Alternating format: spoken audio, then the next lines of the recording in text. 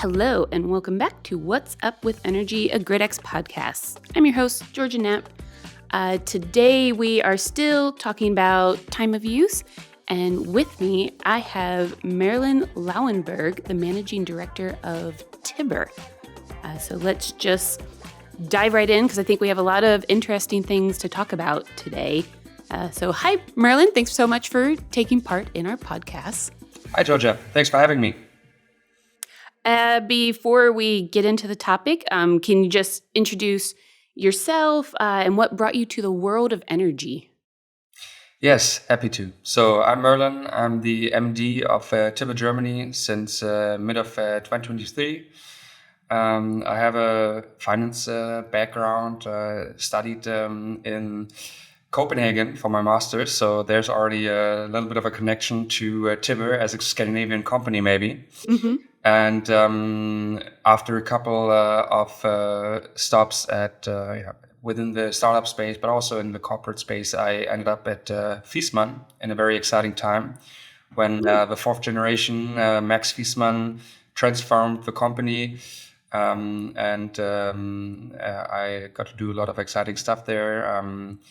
And I think that was basically my first time when I was in touch with the energy space in a wider context, right? Viessmann is the biggest manufacturer of the biggest single brand for heat pumps in Germany until it sold its heat pump business to Carrier.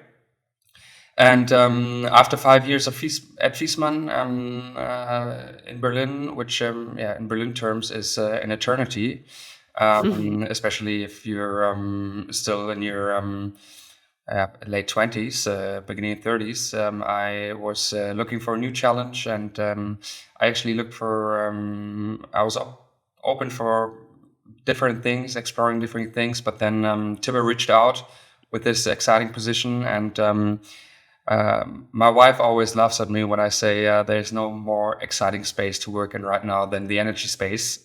She thinks that's pretty nerdy, but I think that's really the case, and I'm super happy to now be with Tibber for almost 2 years and to be part of, I think, something new and disruptive in the energy industry.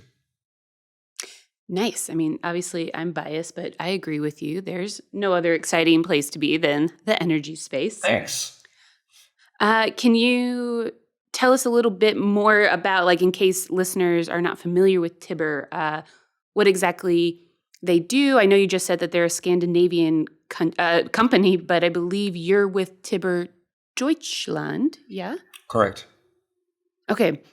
But yeah, if you can just explain a little bit more about what exactly Tibber does, how long it's been around. Yes, happy to. So Tibber is a green energy company and a pioneer for dynamic tariffs. That means that our core product, our hourly dynamic tariff, basically enables people to benefit from the fluctuations of the electricity price at the electricity exchange.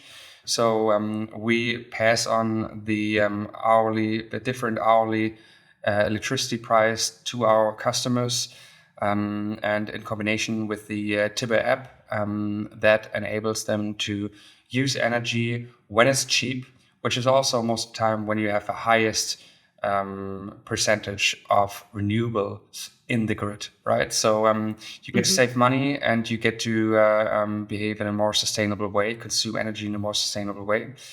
And we have been founded by Ed, one of our founders, a Norwegian guy, and Daniel, our Swedish co-founder, in 2015. And are by now in 4 markets: Norway, Sweden, Netherlands, and Germany. In Norway, we are actually already among the, I think, the second biggest energy provider. In Sweden, we are among the top 5. So there we've already gained quite a foothold. And we are in the German market since beginning of 2020. And have been growing quite a bit since, and now, especially with the regulatory changes, the smart meter rollout, we have we're very positive about the future. Nice. And then in one of the previous episodes, I was talking to someone about more of the technical side of time of use and asked him if, in his mind, dynamic tariffs and time of use tariffs, do you see those as synonyms of each other? Or is there anything differentiating the two? Well, the good thing is I just looked that up some days ago because I actually wasn't 100% sure. And to my understanding, dynamic tariffs are tariffs where the electricity price changes all the time, right? So, for Hmm. example, if you have a hourly or even so quarterly, right, 15 Hmm. minute based um, time of use tariff, then Hmm. that's a dynamic tariff. And the time of use tariff, what you refer to as a time of use tariff, is basically a tariff that just has a different price that enables you to use, let's say, um, at a certain time that might last longer, one price, and then at another time a higher price. So, for example, the night time might be lower priced, and then the daytime might be with a higher price. So there you'd basically just have a general advantage of shifting your energy to another time, but the electricity price doesn't have to change constantly. Ah, okay. Okay. So the terms would be very similar, like reaching the same goal, but in not slightly different ways, but uh, so not direct synonyms. Exactly. So I think you could say that a dynamic tariff is a type of time of use tariff, Hmm. and there we see a constant change of a price, while a time of use tariff generally means that you just have different price windows, which don't necessarily need to change all the time. Okay. And then with Tibber's dynamic pricing model, uh, how do you see this approach empowering consumers to use energy more wisely? Uh-huh. So I would say that Tibber has a very purist approach, right? We have an hourly dynamic tariff.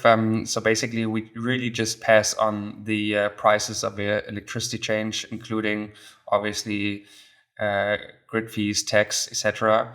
But we're actually not earning anything on the kilowatt hour sold. Yeah. And the idea behind that is that if we don't modify this electricity exchange price in any way, if we don't hedge it, we don't apply additional costs to it, right? So in the long term, you will likely, or you should always have the lowest average price because we don't artificially hedge it or anything, right? And how does then that work? So we have a Tibber app, and in the Tibber app, you can always see the prices of the current day and the next day. We purchase our energy on the day ahead market, and Hmm. then you can either change your behavior, by, for example, switching on your dishwasher during noon when you usually have low energy prices. But of course, that still involves a bit of effort. So we also have what we call power ups, which is basically integrations with OEMs of larger steerable devices such as EVs and heat pumps and home batteries, etc. And with those power ups in the app, you can simply automate the smart behavior of these controllable devices. So your energy will automatically be consumed in the time when the prices are low. Okay. And have you seen customers engaging with this type of dynamic pricing? Yeah, very much. So I think this is probably one of the things that we most focus on, right? Making it Hmm. an engaging experience. Um, because at the end, you have to realize energy is quite, so the energy space is quite complex, and also the topic of energy, not everybody is as enthusiastic about it on day one as you and I are. So you want to make it engaging and fun, easy to understand, and we see really high engagement. So the vast majority of our users visits the app every day, checks Oh, out the nice. prices, checks out basically how they're saving energy, how they can save even more energy maybe, look at the live consumption that they can also basically have displayed in the app. So yeah, it's definitely a high engagement product.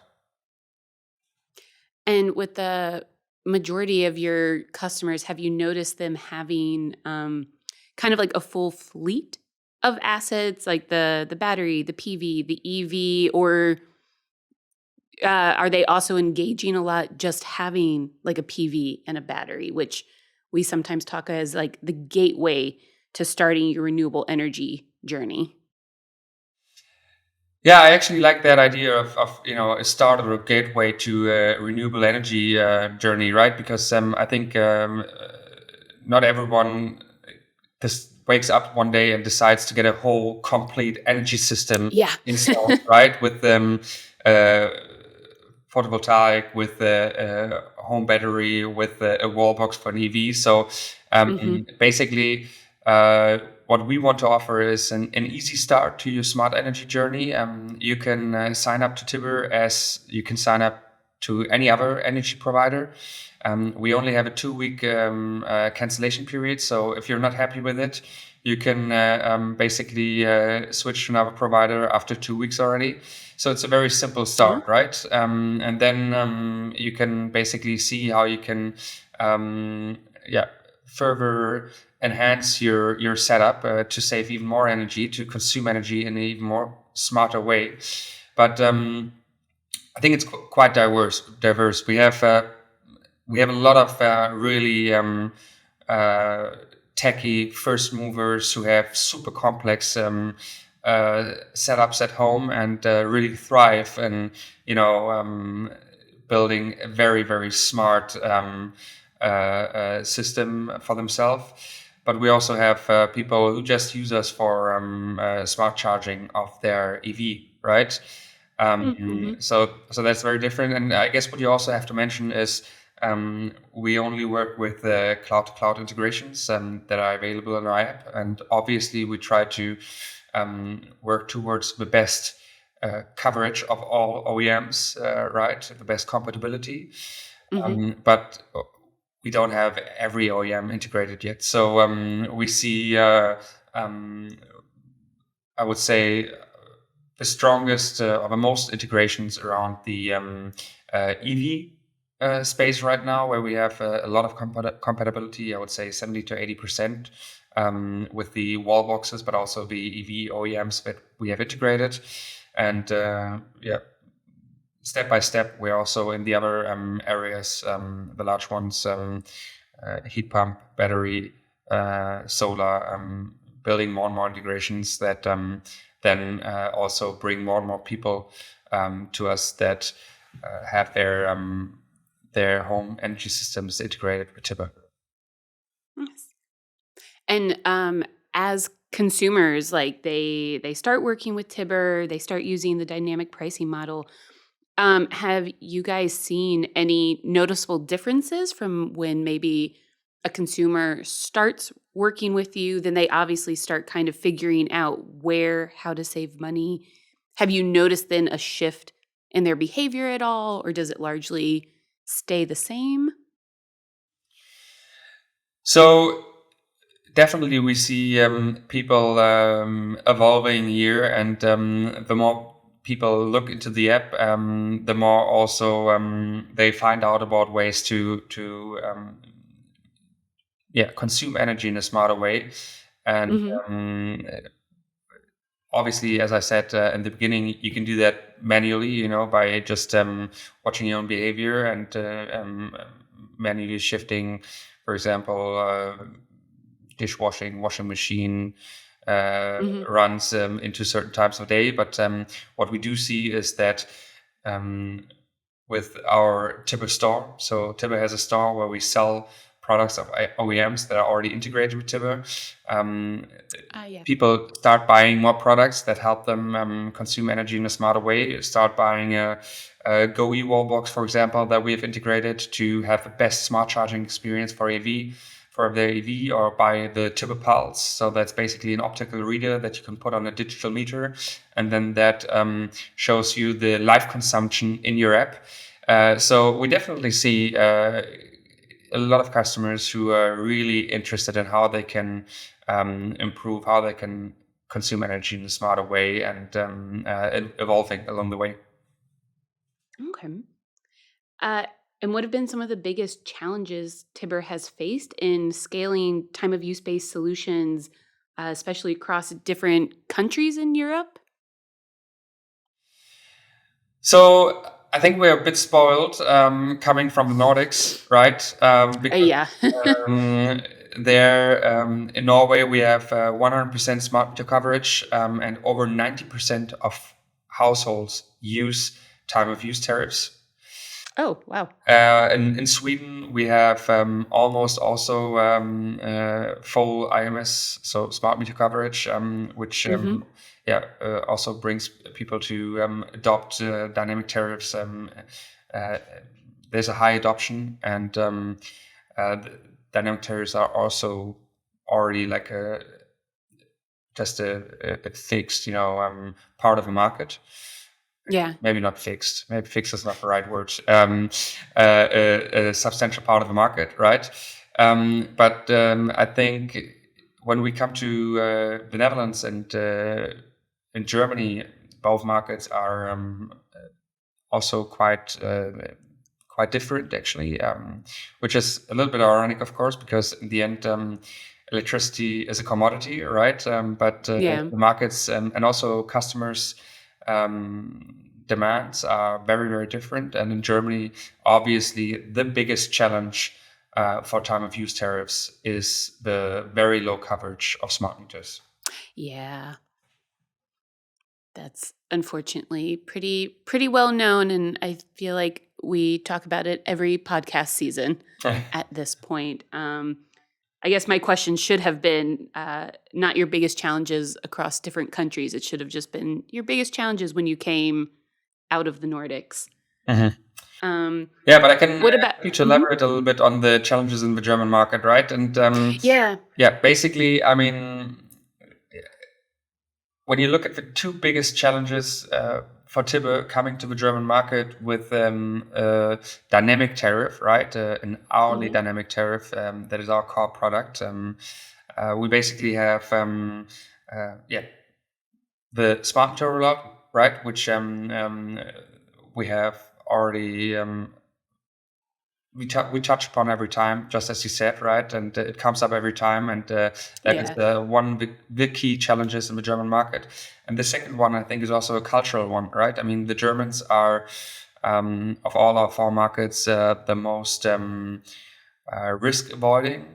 Germans are known, or maybe best described as risk avoiding savers, right? They like to save money, but they also don't like they don't have such big risk appetite, and they might perceive an hourly dynamic tariff as risky. So we have to do a lot of we have to educate the market how basically the technology basically mitigates your risks, as of course when you have the Tibber app and the Tibber hourly dynamic tariff, we will make sure that your large steerable devices will never consume energy during the high prices, right? But will always shift their consumption to low prices. So I think these are probably the two biggest challenges that we see. So is that, because I was going to ask you what exactly are the risks? Because obviously working in this industry, I see nothing but the benefits of dynamic tariffs. But is the risk that your car will suddenly charge when prices are really high? Or like what's the fear that people have with adopting the time of use tariff? So I think the fear that people have is just lack of predictability. You know, Okay. Yeah. that is what people think is a risk, maybe, of dynamic tariffs. And I guess we have to, educate the market to a certain extent, get people to understand better that yes, it is a electricity price that is changing by the hour. So that might sound scary in the first moment, but since you have the technology behind it, which will ensure that your large steerable devices will never Hmm. consume energy at that during the high prices. Yeah. Basically, that is basically the hedge that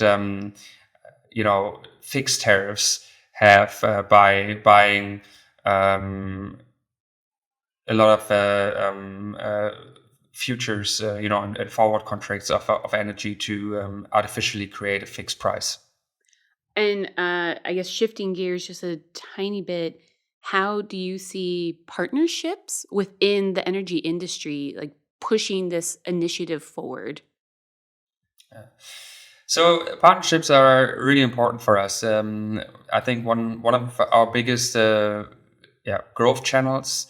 So just to highlight a few, we, for example, are the exclusive partner for the ADAC for smart charging, right? The ADAC, the German Automobile Association, Mm-hmm. which they always tell me, which is now bigger than the German Catholic Church, is Oh, quite okay. a force to reckon with in Germany. They have a lot of trust by their members, by consumers, and this, of course, helps just getting people to trust a very new and disruptive concept like hourly dynamic tariff more in the German market, right? And other partnerships are often with the OEMs that we already have integrations with, right? So that can be car OEMs like Ford, for example, that we have an official integration with, or that can be BSH, Bosch Siemens Home Appliances, Europe's biggest manufacturer of home appliances that has built an integration that allows people to automatically have their dishwasher started at the time Mm-hmm. when electricity prices are low. And that, of course, helps to build trust, but also, just be more known in the market. And when it comes to scaling time of use tariffs, what would you see are some of the key factors, like in terms of reliability, the integrating the forecasts, or obviously processing what I think is huge amounts of data? Yeah, it is huge amounts of data. It is extremely product heavy because in the end, since this year, every energy supplier in Germany has to provide a time of use tariff.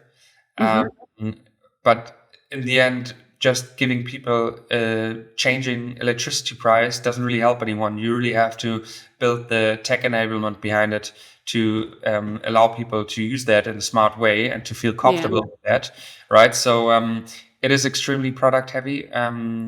We are a product driven company. We have a big product and tech team in all our markets, but especially sitting in Sweden, in the Nordics. And that is definitely one part of it. We have a trading team, right, that is purchasing the energy for our customers on the day ahead market. And as you can imagine, it's also not. It can also be a little bit challenging to always purchase the right amount of energy on the day ahead for your customers. And this is Oh, yeah. something that you basically have to optimize over time, which we're now really, really good at by predicting the amounts of energy that will be consumed by our customers. So those are definitely big parts of it. And obviously you have to be trusted as a reliable partner by your customers. So you have to invest in the reliability, the stability of your app, and build that trust among your customers. What innovate, because we're getting a little bit close to the end of the interview now. What innovations in time of use tariffs or dynamic pricing do you see on the horizon, and how is Tibber preparing for these? Mhm. So something that we have not talked about yet, but that is, of course, the biggest and most innovative and most exciting thing about time of use tariffs is the whole topic of connecting all of your customers' steerable devices, all of these EVs and home batteries, Mm-hmm. to a virtual power plant, and marketing the flexibility of that on the flexibility markets, doing intraday trading with basically the energy that you've already purchased, and earning money of that, right? When I said in the very beginning that we're not earning any money on the kilowatt hour sold, Mm-hmm. that is true. And that is also something we do to build trust, right? We don't want to be like the traditional energy suppliers that, don't have any incentive for you to consume less energy because they earn money on your energy consumption. We wanted to have a bit more of an incentive alignment there. So not earning any money off your energy consumption. So what do we actually earn money with? We have a basic fee per month, right? You pay €6 per month, $5.99 for using the Tibber electricity tariff. We have a store which allows you to buy devices that are integrated with our app already. And then the really exciting thing, I think, also what we are, of course, working on building in the future and already are monetizing in our other markets, in the Nordics and in the Netherlands, is the virtual power plant, where we get money from intraday trading, but also from trading on the flexibility markets, from grid operators, and then part of that money is a revenue for us, and a part of that money also goes to our customers in what we call grid rewards. So that is a super big, super exciting thing that also is going to be launched soon in Germany. And then I think, there's still a lot of innovation going on around improving smart charging even further, smart heating, optimizing solar smart charging. So when our customer does not only want to optimize his grid-based energy consumption, but also has their own electricity production from photovoltaics, from solar, then we can basically find the best way for this customer to optimize between their grid-based consumption and their own self-consumption of their PV production. So there's a lot of different things going on, and I think this is still the beginning. Awesome. That actually answered my next question, was going to be, as Tibber continues to grow, how do you see yourselves and time of use tariffs role supporting Europe's broader energy transition goals? I think you just answered that question, but is there anything else you would add to that? So I firmly believe that flexibility is one of the key solutions to our energy transition in Europe, right? In the end, we're moving from a time when our production has followed consumption, right? So whenever consumption has gone up, we just switched on coal or gas plant, right? To increase production. And now in Germany, we are well above 50% of our energy consumption being covered by renewables. And obviously, we can't control the production of solar or wind energy as we could in the past with coal or gas or nuclear. So now the consumption has to start following the production. And here, flexibility is the key, right? Shifting the consumption of our large cerebral devices that we will increasingly have with the electrification of the mobility, with the electrification of the heating sector, right? Shifting that consumption to times when energy is cheap. And with that, I think flexibility will be the thing enabling this energy transition. We actually had a look at the numbers, and we at Tibber believe that if we don't flexibilize our energy consumption, we will likely have to build about 4 times the renewable energy production to cover our consumption at any time, right? Oh my God. So it is big. And also, when we look at the other solutions that we have, which is enhancing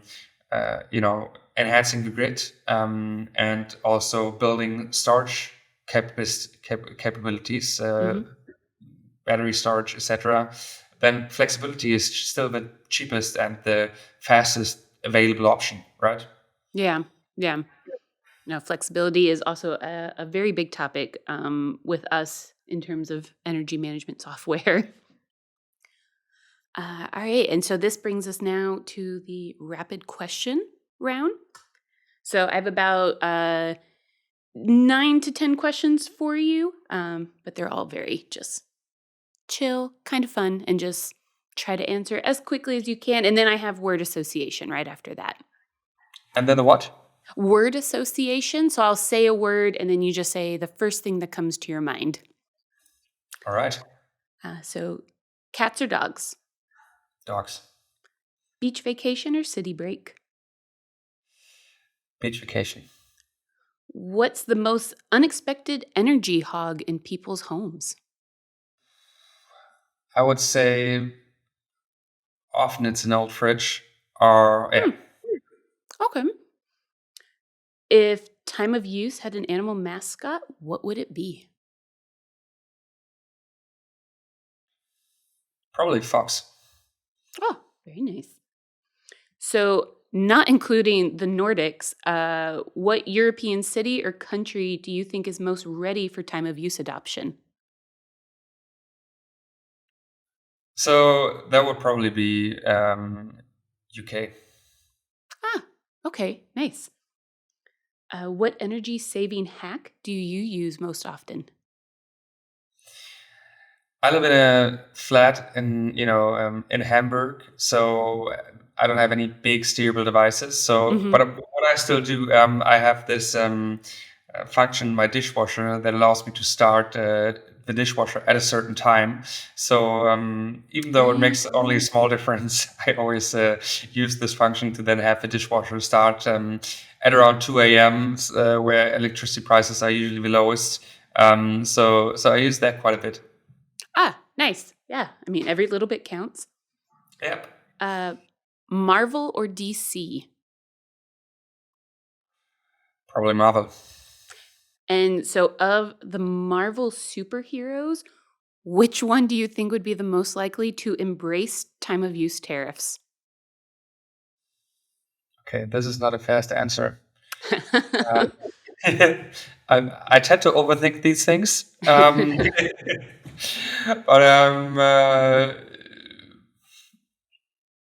who of them is techie? I don't know. Probably what's Isn't the the guy? Hulk?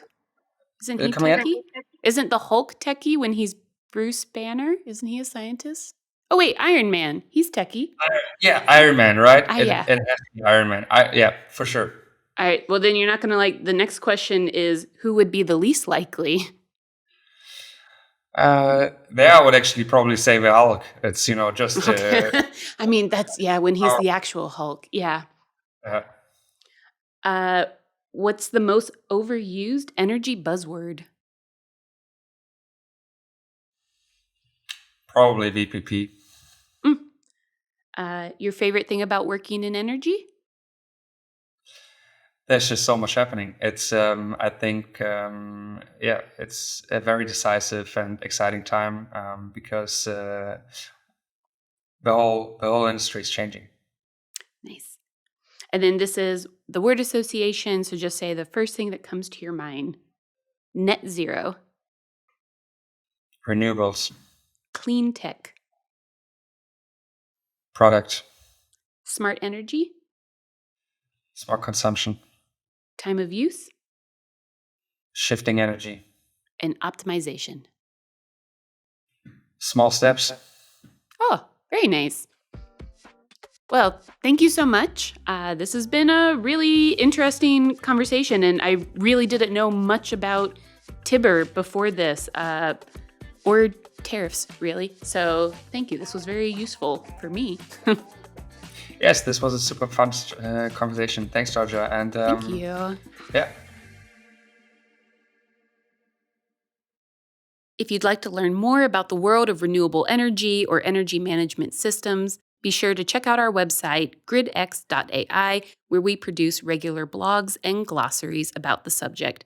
You can also follow us on LinkedIn or on Twitter and Instagram at GetGridX.